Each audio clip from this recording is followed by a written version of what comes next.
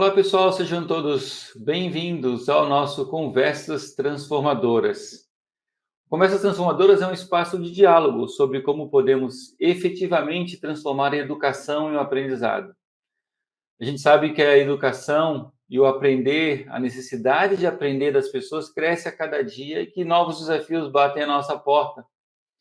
Assim, seja profissionais de educação, seja gente, professores, sejamos pais ou qual seja o papel que a gente cumpre na função de alguém que aprende, nós não podemos ficar parados, nós temos que efetivamente nos mover. E o Conversas Transformadoras é exatamente esse chamado à compreensão das ações de transformações reais do aprender, principalmente aquelas que são escaláveis e portadoras de futuro.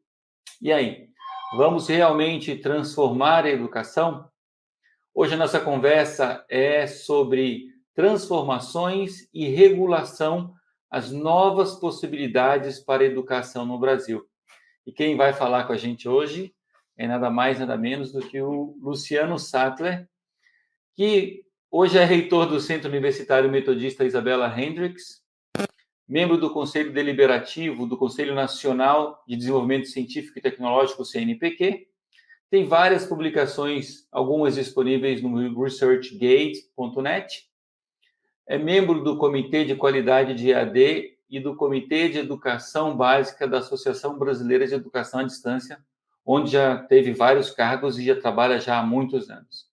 Possui doutorado em administração, mestrado e doutorado em administração pela Universidade de São Paulo.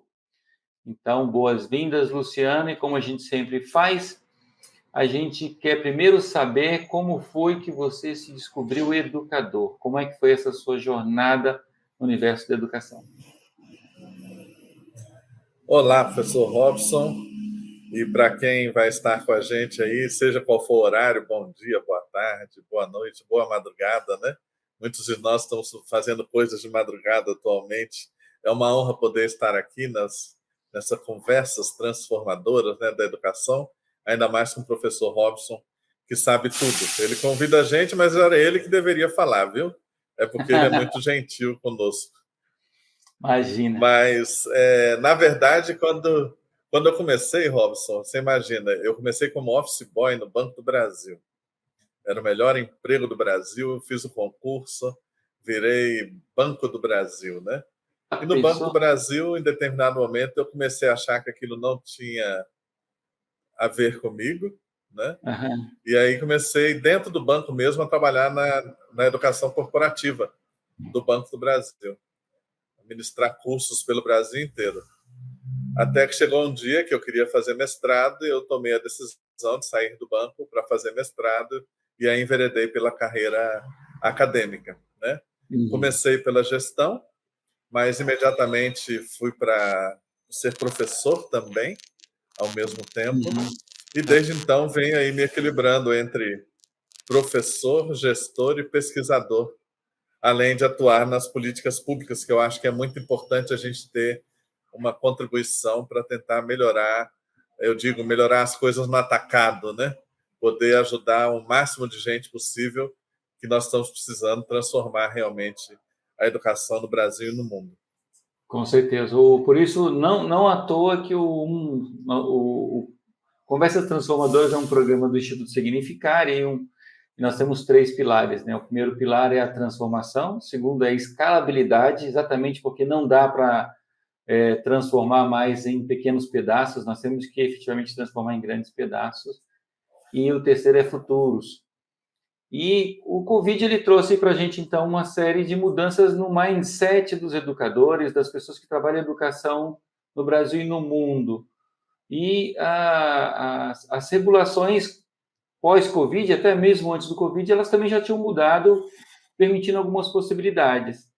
Como é que você vê assim esse pós-Covid e o que dá para ser feito efetivamente de transformador na educação, pelo que você tem visto por aí? Olha, Robson, o Brasil, como nós temos digamos, uma regulação, né, jurídica positivista, o brasileiro está acostumado a trabalhar assim, olha, a lei diz isso, vamos fazer isso, a lei diz aquilo, vamos fazer aquilo. É diferente da Inglaterra, dos Estados Unidos, Japão, onde você tem um outro tipo de mentalidade jurídica em que se trabalha assim, olha, isso aqui eu posso fazer, e depois a lei vem correndo atrás dizendo, você não pode, vamos por ali, né? Então, aqui as pessoas ficam esperando uma indução da legislação, mas tem hora que a coisa não dá conta, a corda arrebenta, né?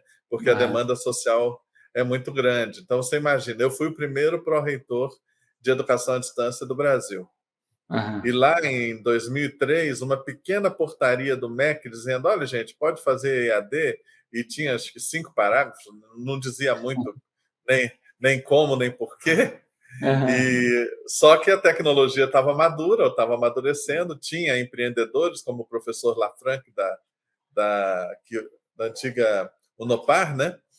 E dali a EAD se tornou um fenômeno que hoje nós estamos com a maioria dos alunos universitários brasileiros na educação à distância. Tudo bem que é uma educação à distância que nós temos que discutir hoje a qualidade, mas que vem sendo um importante mecanismo de democratização do acesso ao ensino superior, principalmente. Sim. E agora, recentemente... Pois não. A educação à distância, o que é interessante nela é que ela rompe com essa lógica do tempo e do espaço, né? E aí a questão da qualidade, ela se aplica a tanto a educação presencial quanto a educação à distância, né? Porque a minha filha, por exemplo, que faz universidade, ela pega um transporte muito longo para chegar até a universidade, e às vezes ela demora 1h30, 2 horas para chegar na faculdade, e chega lá, o professor dá uma aula muito ruim. E ela fala, meu Deus, eu me desloquei esse tempo todo. Às vezes ele tenta dar uma aula boa, uma aula mais ou menos, um lecturing, né? Ou seja, uma aula bem expositiva. E ela sempre volta falando assim, se eu soubesse que a aula era só essa exposição desses conceitos, eu poderia fazer essa aula de casa, eu não precisaria estar aqui, viajar 2 horas. Então, qualidade de educação à distância, esses dois não estão exatamente em polos opostos, pelo contrário, existe má qualidade na educação presencial, muito também, existe muito boa qualidade em vários cursos de educação à distância. Então, é bom fazer essa separação de forma radical e definitiva, né? Para que as pessoas não sempre associem. E engraçado que você tem na sua fala, quando você fala de educação à distância, você já coloca a questão da qualidade, parece que as pessoas estão esperando algum comentário em relação à qualidade. Por que será que isso acontece?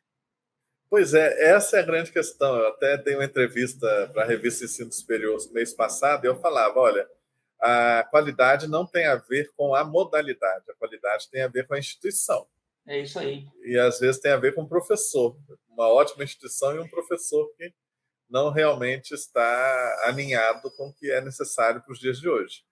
Você pedir alguém para se deslocar, para ter uma aula meramente expositiva, dentro de um planejamento mais dialógico, que exija maior protagonismo do aluno, vai ser ruim no presencial ou na EAD. Né? Hoje, o perfil dos estudantes pede um tipo de metodologia diferente. E aí eu não entendo a EAD como modalidade, eu entendo como metodologia. E isso significa que, muito em breve, se é que já não chegou, você não vai mais conseguir separar o que é presencial, o que é EAD. Você vai ter educação com um mix de atividades, né? Um híbrido, hora presencial, hora EAD, hora mais EAD, hora mais presencial. E que o que é importante é se garantir, o que eu acho que é central, é que o corpo docente tenha condições de trabalhar com os alunos e saiba trabalhar com a dedicação, a empatia e o cuidado necessário.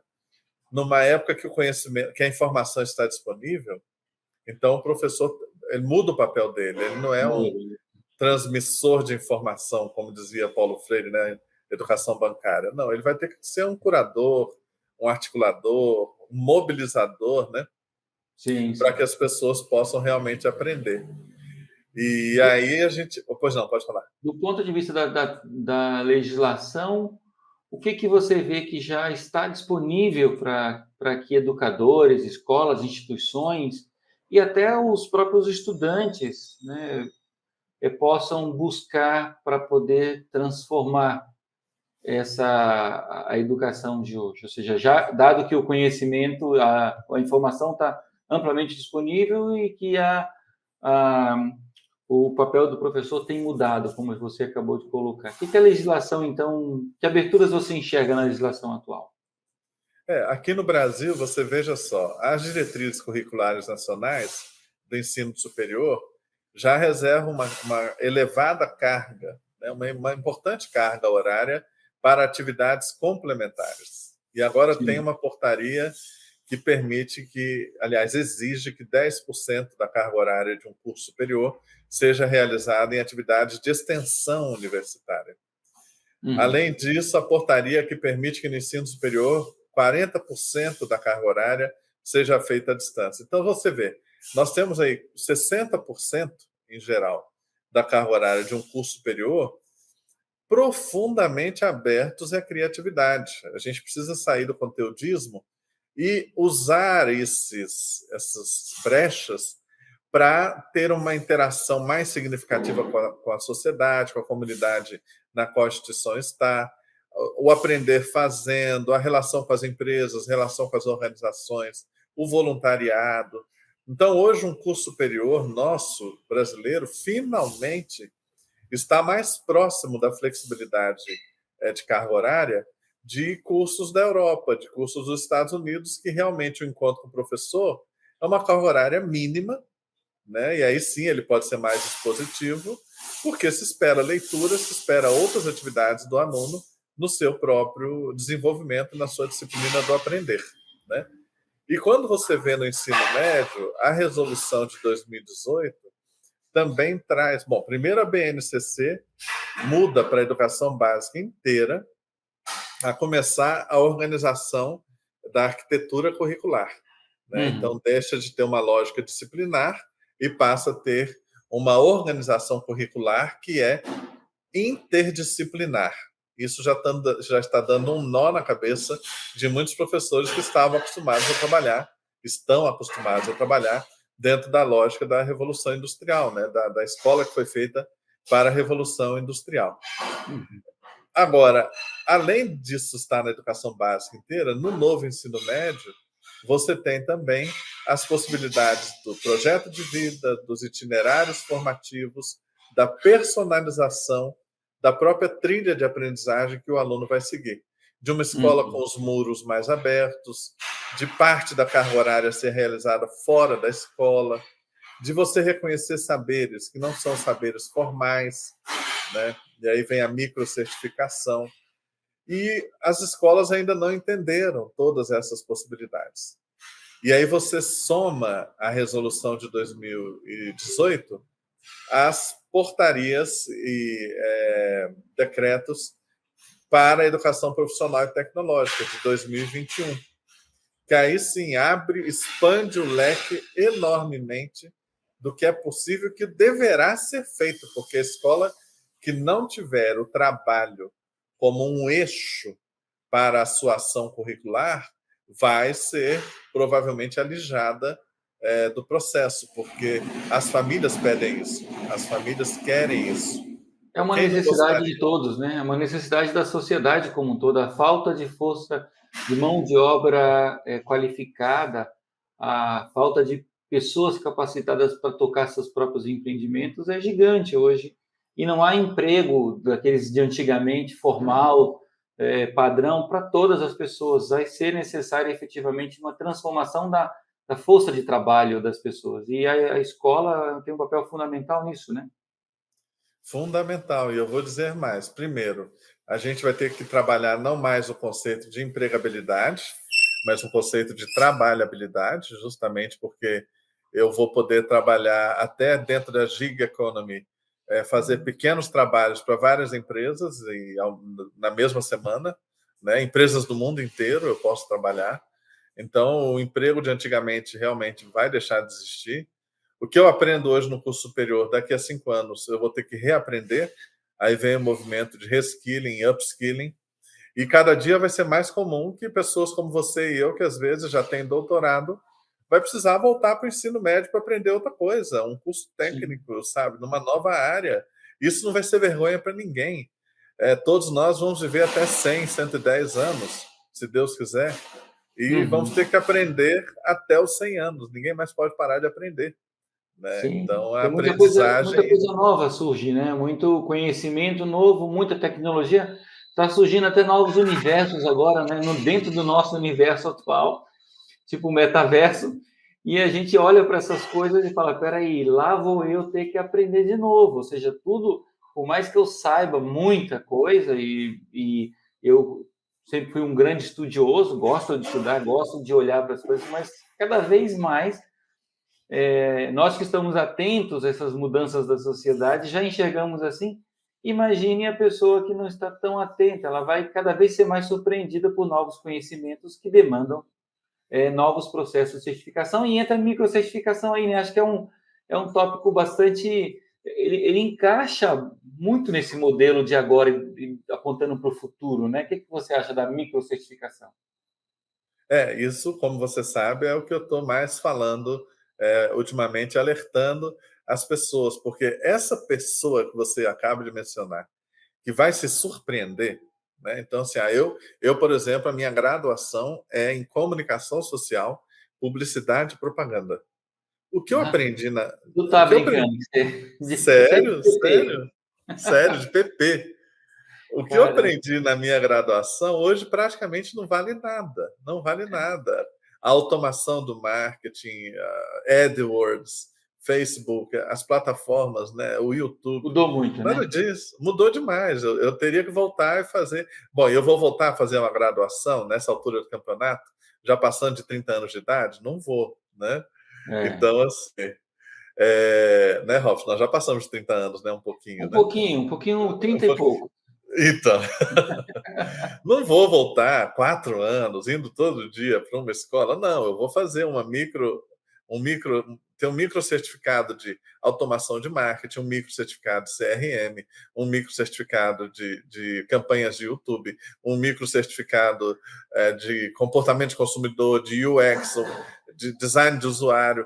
E aí, com esse conjunto de micro certificados, eu vou promovendo o meu reskilling, ou o meu upskilling, para seguir na minha trajetória ou mesmo mudar de campo profissional no que eu atuo, que isso vai ser cada vez mais comum, eu ter me formado para uma coisa e trabalhar em outra, né, em outra Sim, área. sim. Antigamente nós nos surpreendíamos, né? A pessoa falava: eu sou psicólogo e trabalho com desenvolvimento de software. E hoje é cada vez mais comum. A pessoa, na minha empresa, por exemplo, a gente tem desenvolvedores que o cara é formado em agronomia, outro é formado na parte de oceanografia e é programador. Então, quando a gente fala de microcertificação, a gente fala, o micro não é só em relação ao conteúdo, né, ou à disciplina. Ele tem a ver também com o tempo, tem a ver também com o preço, Luciano. Sim, e com o trabalho, né? E outras coisas, né? Eu tenho falado com o pessoal, olha, tá bom, a pessoa é psicóloga, tem um consultório muito legal, trabalha na área de educação corporativa, mas eventualmente é um campeão de videogame. Campeão de videogame, é um cara. Esse micro certificado de campeão de videogame fala muito sobre essa pessoa, talvez até mais que o diploma de psicólogo, porque demonstra um conjunto de competências e habilidades que eu, por exemplo, não tenho, eu vou precisar desenvolver, né? Então, quando se fala nesse conjunto de microcertificações, na verdade, é um movimento que está no mundo inteiro, que é Skills Visibility, né? Tornar as pessoas visíveis, ainda mais que serão os robôs que vão fazer a primeira análise do nosso currículo, né? Tornar as competências visíveis para que as pessoas possam ter um match perfeito entre o trabalho e a sua formação, a sua experiência, né? E como é que a escola...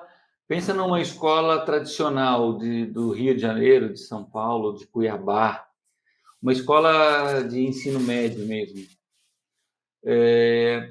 ou até uma universidade. Como é que você entende que elas vão se transformar?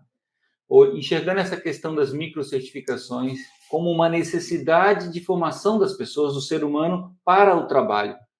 O que significa que a BNCC ela já ajudou bastante, ela deixou de ser tão quadrada, né, do ponto de vista disciplinar, ela já ficou mais ampla, mais aberta, mas as possibilidades são inúmeras, como você falou, né, de como você compõe essa carga horária, tudo isso dá muito trabalho, tudo isso é uma coisa Sim. que na hora que a gente olha para isso, a gente fala, peraí, como é que uma escola ou ela não pode parar naturalmente, como é que ela se transforma?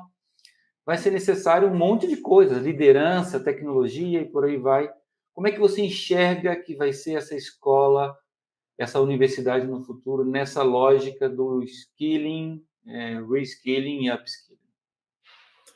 Eu vejo que o primeiro princípio é o seguinte: ninguém mais pode se dar ao luxo de ter ex-alunos.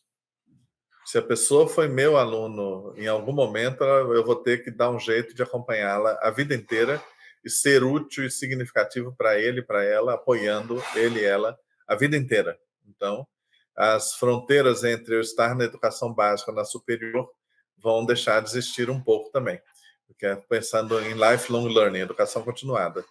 Segundo, eu preciso ter uma condição tecnológica para poder fazer isso.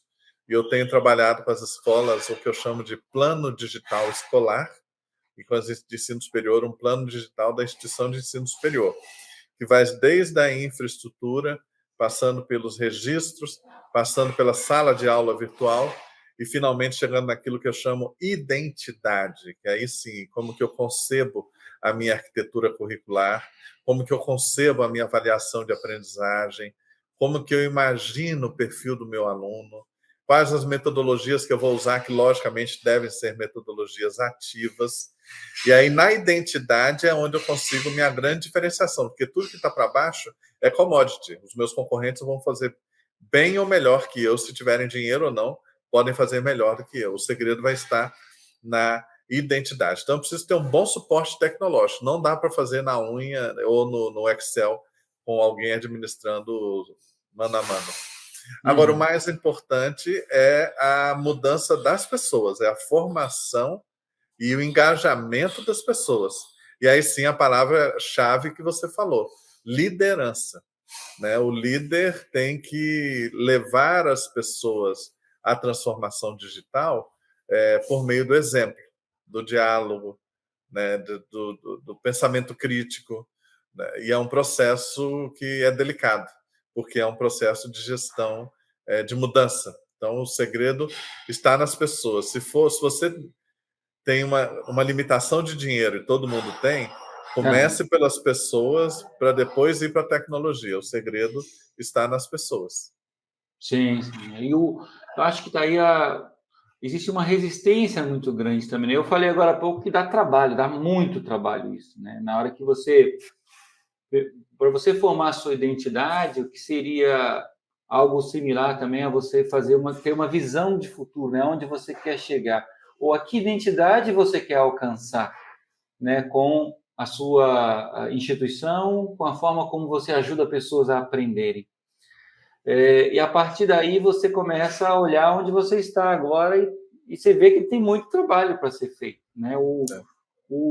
Se você pudesse dar assim mais ou menos os primeiros passos para como dica para um gestor que quer ser esse líder transformador, ele já enxergou o que está acontecendo com a sociedade, porque a divisão é um pouco essa, né? Quem já enxergou e quem ainda está agarrado aos seus modelos educacionais, aos seus modelos de negócios. Não é assim que eu sempre ganhei dinheiro, é assim que sempre funcionou e sempre dá certo. E aquele que já enxergou, falou, ó, está acontecendo uma mudança muito grande. Quais seriam essas 3 dicas que você daria para esses líderes do processo de transformação das suas instituições educacionais? Eu sempre recomendo, como primeiro passo, criar círculos de leitura, né? Que na verdade é leitura vídeo, o que for, Uhum. com as principais lideranças da escola e toda semana ter momentos abertos, francos, dialógicos de debate sobre, olha, o mundo está indo para cá e para onde que nós estamos indo, né? E um gestor ou uma gestora que permita esse diálogo, né? O Brasil tem uma característica de gestão que replica nossos traços culturais de muito autoritarismo, né? Pouco espaço para discussão democrática. E nós precisamos, na escola, abrir espaço para todo mundo dizer, porque nós vamos descobrir que, mesmo sem investimento nenhum, tem muitas coisas que eu já poderia fazer hoje que ajudaria no caminho da transformação, mudando alguns processos, alguns procedimentos, e o pior, geralmente o maior entrave é o principal gestor. É o dono, é a dona, que é o principal, porque a solução, as pessoas que estão na linha de frente, na sala de aula, ou limpando o pátio, ou atendendo na secretaria, elas já têm a solução, elas já sabem, e não conseguiram implementar porque o gestor não permitiu, tem às vezes a cabeça muito quadrada. Então, começa com um ciclo de leitura, né? Eu acho sempre muito importante. Um segundo passo é frequentar eventos externos e ouvir o que as pessoas estão dizendo e fazendo, né? Não há vergonha de aprender com os outros. Tem muita coisa disponível, inclusive na rede, no YouTube, no Significare, no Educador 21 e várias outras fontes, que eu sempre digo, gente, nós já temos o diagnóstico, já está pronto. Leia as avaliações do INEP.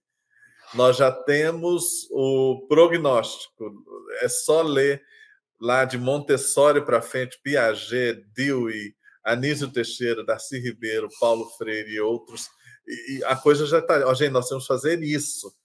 A questão é fazer, a questão agora é fazer. Então, se abrir para ver o que as pessoas mais inovadoras aí estão fazendo. E, por fim, chamar as famílias. É muito importante chamar as famílias, chamar os alunos e dar espaço para que a sua comunidade, com quem você trabalha, para quem você trabalha, possa ter voz no processo de transformação. E aí é um processo de design thinking, né, de UX, de você ver que, poxa, eu nunca sabia que eu podia melhorar isso aqui, para mim estava ótimo. E está doendo no calo da família, no calo do aluno, e eu não sabia, é uma coisa boba.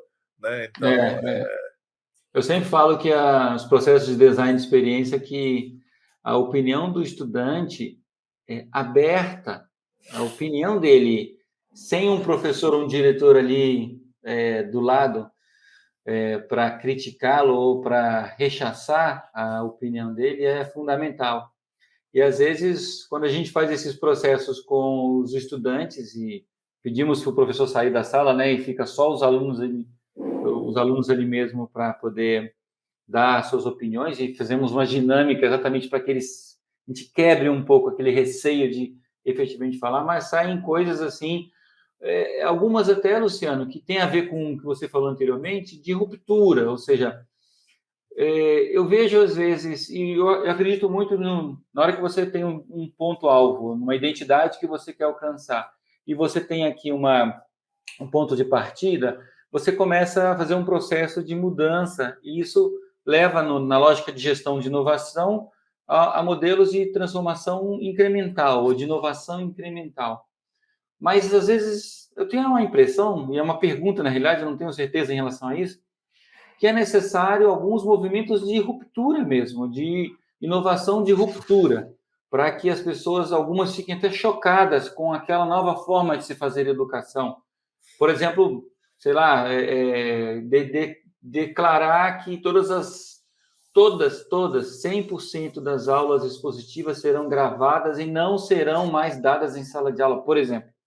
Serão dadas em vídeo e os estudantes estudem como queiram, quando queiram. Ou seja, é necessário, às vezes, ter essas rupturas. Você acha que é assim? Ou dá para ir no incremental? Tem aquele livro do Friedman, que eu até publiquei recentemente, né? O Obrigado pelo Atraso, né? Do Thomas Friedman. E ele diz assim, olha, deslocamento é quando as coisas que estão acontecendo muito, muito rápido e cada vez mais aceleradas nos deixam com a impressão de que eu não estou conseguindo acompanhar as coisas. Isso é deslocamento, e ele diz assim, é onde nós estamos. Todos nós estamos deslocados.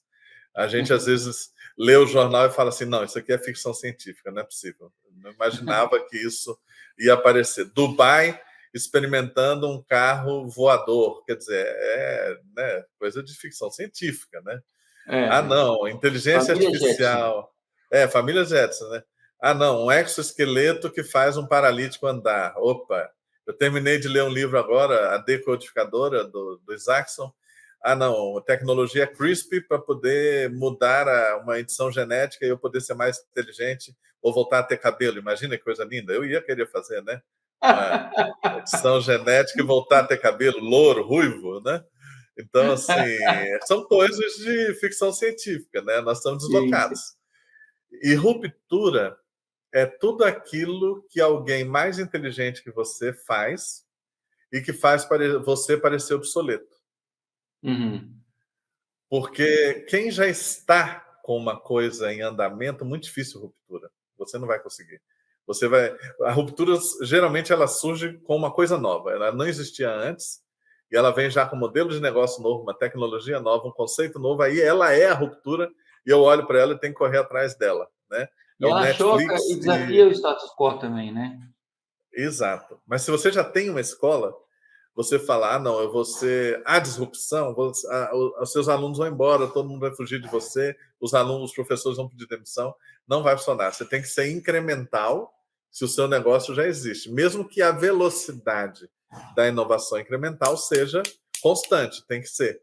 E sem problema imitar quem é o disruptor. Mas a disrupção, geralmente, vai vir de algo novo, algo que não existia antes, né? Uma Amazon, uma Netflix, uma EDX, né? Uma coisa que não surgiu do nada e aí uma realmente empresa trouxe uma chinesa coisa ou coreana, né, que pode vir também com uma ruptura gigante, igual aconteceu no mercado de automóveis, né, quando a Hyundai e a Kia surgiram, todo mundo falou para ela, ei, mas você tem certeza que você vai nascer nesse mercado? Porque você está no mercado de Ford, de Volvo, você está no mercado da Mercedes-Benz, e você vai surgir agora como e eles meio que ignoraram isso e hoje são grandes fabricantes, para não citar a Tesla, né? Para não citar a Tesla que para também não chegou citar os chineses, né? Pois é, E os por isso que eu chineses, citei né? chineses, porque eles um pouco ignoram esses oligopólios, vamos dizer assim, mesmo que seja o oligopólio da forma de fazer. Às vezes ele chega e fala, não, vou mudar tudo aqui, acabou e não quero saber. E assim, não, eles não sabiam que era impossível, por isso fizeram, Foram não lá tem e, aquela frase? não sabendo que era impossível, foi lá e fez, né? O segredo é esse. Hoje em dia, como diz o pessoal de igreja aí, tem pecador para todo mundo, entendeu? Então, qualquer setor que você for, se você for bom, tiver foco e estiver amparado numa boa tecnologia, um modelo de negócios novos, você vai triunfar. Livrarias sempre foram umas coisas que, durante séculos, funcionaram de uma determinada maneira. Né? Veio a Amazon e fala, não, isso aí vai funcionar de outro jeito. E aí? Então, Exatamente. A música, né? Você vê o Spotify, o Deezer, eles, se fossem tentar fazer incrementos ao CD, não chegaria ao streaming de hoje, né? Pois é. E assim os exemplos vão se acumulando e talvez as escolas sejam o último setor aonde a coisa vai chegar e vai chegar como uma avalanche. Na verdade, já chegou, porque a pandemia meio que empurrou isso. Esse sentimento que os educadores e gestores estão, acabou a pandemia, que bom, posso voltar ao meu conforto. Está se comprovando uma grande falácia, os alunos não aceitam, as famílias não aceitam, alguma coisa precisa mudar. Então, a pandemia veio que um pouco ser essa grande onda que acelera o que na educação se esperava que ia demorar 20 anos e não vai demorar, já chegou. Eu tenho uma visão, me diz aí se ela é possível de acontecer no futuro, breve ou até longo, né? E essa visão é baseada um pouco na USP, que é um lugar que eu vivi muito ali dentro da USP por conta nossa empresa teve um nascedouro dentro da USP e eu passava por aquelas ruas, aquelas salas e Eu vi assim um nível de utilização bom da USP, razoavelmente bom, não pleno, não cheio, mas bom. Mas a minha visão era assim, que a universidade fosse efetivamente para todos, todo mundo poderia fazer USP, todo mundo que quisesse poderia fazer USP. 100% das pessoas do Brasil e do mundo poderiam fazer USP, se quisessem.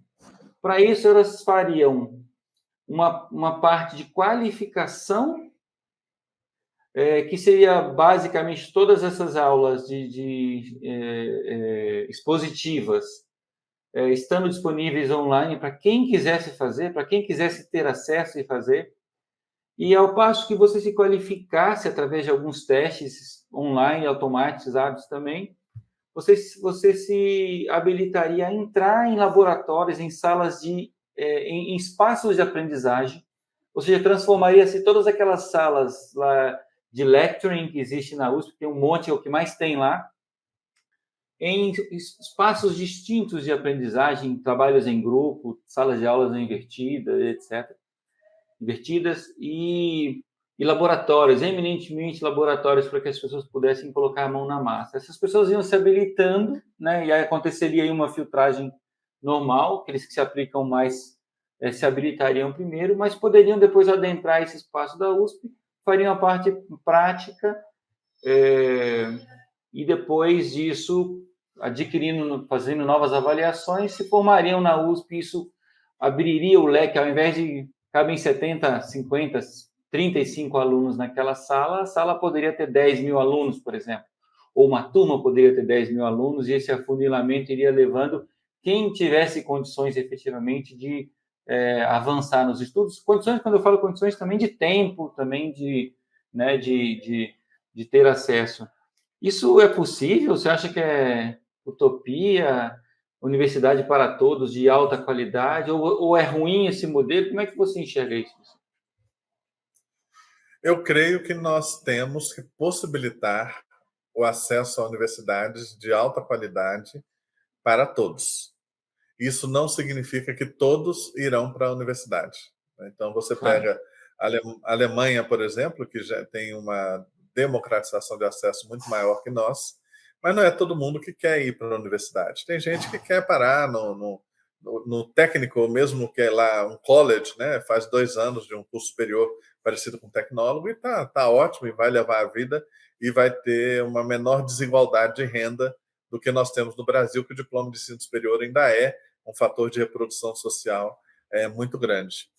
Agora, talvez o melhor exemplo não seja a USP, né? Porque a USP ela é um conjunto de escolas, né? Mas ela não foi concebida para ser uma universidade, né? No Brasil, você tem 2 universidades públicas que foram concebidas para ser universidade, uma Unicamp e a outra a UNB, e não conseguiram também. Elas são um conjunto de escolas que dialogam esparsamente, né? A Sim, sim. interdisciplinaridade, a multidisciplinaridade não está presente.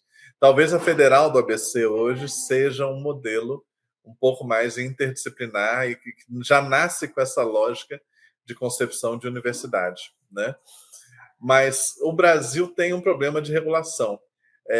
Precisa permitir que, assim como Estados Unidos, China e Alemanha, eu possa ter uma universidade focada na trabalhabilidade, outra focada em pesquisa de ponta, outra focada em pesquisa básica, outra focada no mundo dos negócios, a outra focada só na medicina.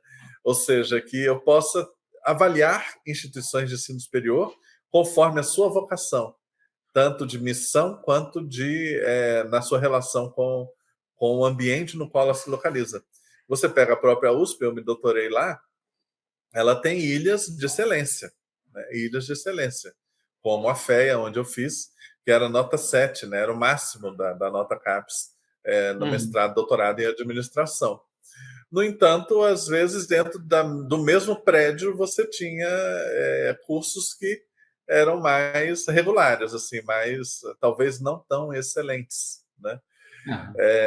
Então, eu creio que a tecnologia, hoje, isso aí não é sonho para amanhã, hoje ela já nos permite ter acesso a coisas de excelência do mundo inteiro. E daqui a um pouquinho, quando as pessoas acostumarem com os mecanismos de tradução simultânea, que já estão aí presentes e que vão se popularizar ainda mais, eu vou Ah, assistir aulas de Harvard, de Berkeley, de Oxford, como se eu estivesse aqui conversando com você.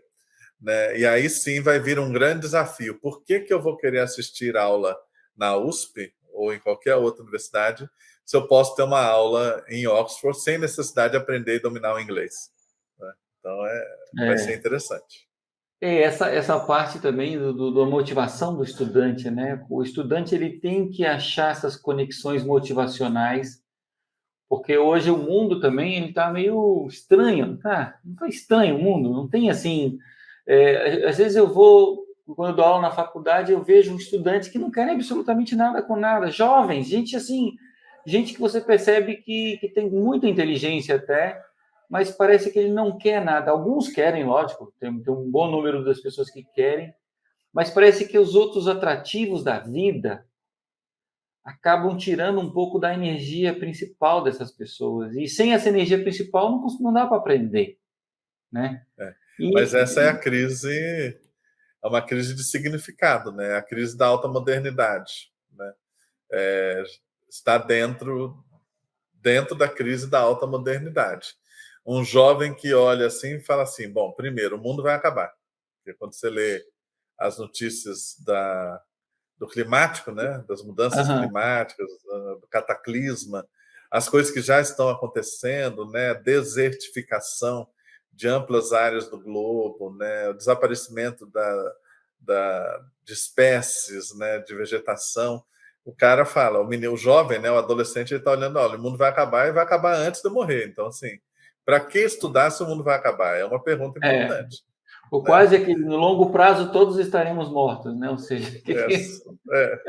Segundo, uma geração, pelo menos no Brasil, que foi criada dentro do apartamento ou dentro do condomínio, né? Porque as ruas se tornaram inseguras. Então, é muito diferente uma geração que a convivência maior deles, sociais, a convivência social maior deles foi por intermédio de telas, e ah, não aprendendo a correr, apanhar, bater, se esconder, fugir, correr na rua, né? A rua ajudava a educar. Então nós não sabemos ainda o nível de fragilidade emocional que esse pessoal está. Então nós estamos num momento inédito, né? Que o Christian Dunker, né? Aquele psicólogo aqui da USP, ele tem um livro que ele fala sobre intimidade e ele fala dos efeitos que ele está sentindo tanto na área de pesquisa da psicologia quanto nos consultórios dessa geração que está chegando. Ele chama geração que cresceu dentro de condomínios digitais, né? ah, Isso tem impactos nessa, vamos dizer assim, nessa gana de viver muito ah, sérios, muito sérios.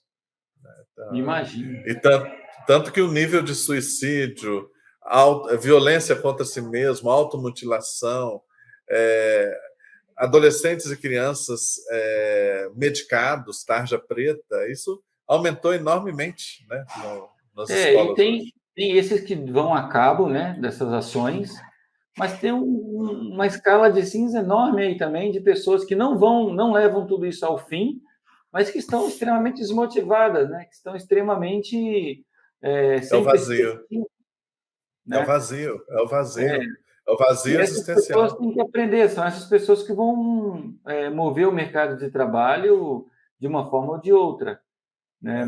E esse é um outro desafio muito grande É que por está na isso que eu tenho defendido, sabe, Robson, e você vai entender isso perfeitamente, que a espiritualidade, e eu não estou falando de religiosidade, nem estou falando de uma confissão religiosa ou outra, não é isso. Eu estou falando que a espiritualidade ela deve fazer parte hoje do nosso agir educacional, porque a espiritualidade ela é a resposta, entendeu? ah, E a espiritualidade pensando numa espiritualidade sadia, né? Aquela que tem como base a compaixão, o me mover pelo outro, o cuidado com o outro, cuidado com o meio ambiente. Essa é a base da espiritualidade que até os ateus podem ter. E nós Aham. temos que inserir a espiritualidade para dentro das escolas, para a gente ajudar essa juventude a ter um sentido existencial, nós estamos em meio a uma crise de significado. Com certeza. Luciano, vamos chegar ao fim. A gente já está quase em 45 minutos do nosso bate-papo. Eu acho que a gente ficaria aqui bastante tempo mais, mas vamos encerrar. E aí eu te faço a minha última pergunta,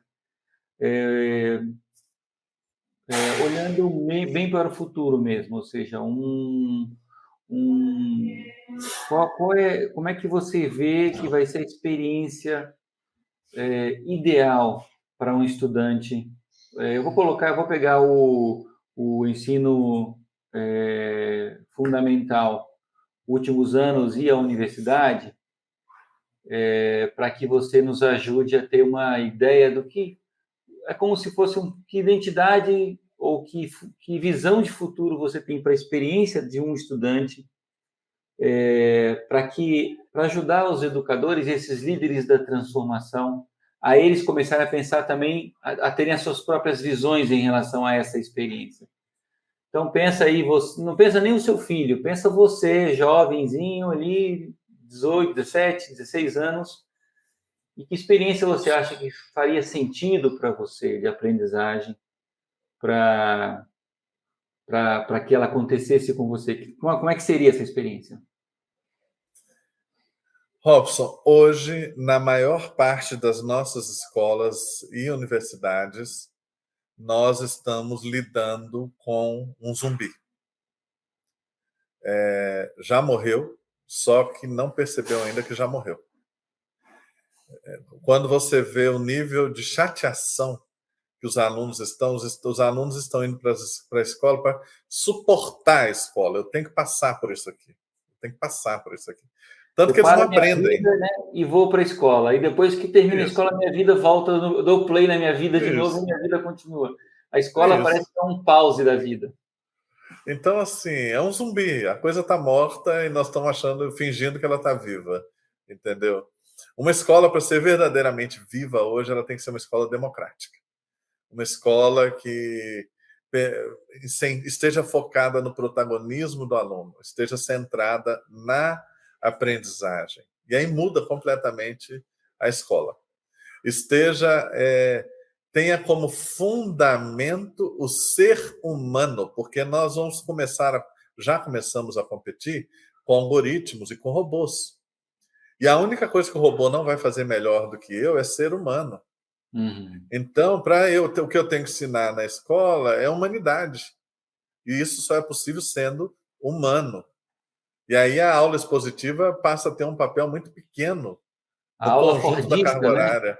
A aula Não fordista cabe, não cai por cabe. terra. Não cabe, sabe? Você chega, pergunta para qualquer. Você tem filhas, né? Eu tenho filha. Você pergunta quando ela volta da escola como foi o seu dia. A única coisa que ela não fala é da aula. Aconteceu isso, aconteceu aquilo e tal. Porque o importante que aconteceu não foi na aula, né? Tem que ser o contrário. Tem que ser o contrário, entende? Então, nós precisamos revitalizar, deixar de ser zumbi e passar a ser vivos de verdade. E para isso significa protagonismo do aluno, interdisciplinaridade, metodologia ativa para valer, né? Possibilidade do aluno escolher o currículo, dizer o que lhe interessa, e aí sim repensar a escola. Eu acredito muito nos princípios da educação democrática. Muito bom. Ou seja, a educação nos reserva aí muito espaço para inovação, né? Para transformação. Sim, Então, sim. agradeço imensamente, Luciano, pelo seu tempo, por tudo que você falou. Realmente, eu estava com uma expectativa muito boa. Você sempre quebra as nossas expectativas para cima.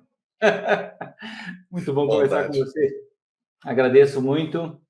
E o Conversas Transformadoras será um espaço sempre aberto para a sua voz, para que ela possa reverberar o máximo possível, impactar outras escolas e outros líderes da educação para que a gente possa realmente ter uma mudança significativa. Muito obrigado, Robson. Muito obrigado a quem está aqui com a gente. Conecte-se conosco. Vamos juntos. Muito bom. Bem, pessoal, esse então foi o nosso Conversas Transformadoras de hoje. Você pode ter acesso ao nosso acervo de conversas e outros conteúdos no site do Instituto Significare. Para isso, acesse o www.significare.org.br. Se você estiver assistindo no YouTube, não esqueça de assinar o nosso canal e dar um like. Isso ajuda a gente a reverberar essa conversa, esse diálogo com o Luciano, para muito mais pessoas ouvirem e também serem transformadas. E o Conversas Transformadoras também está disponível nos principais serviços de streaming de podcast. Um abraço para vocês e até a próxima. Tchau.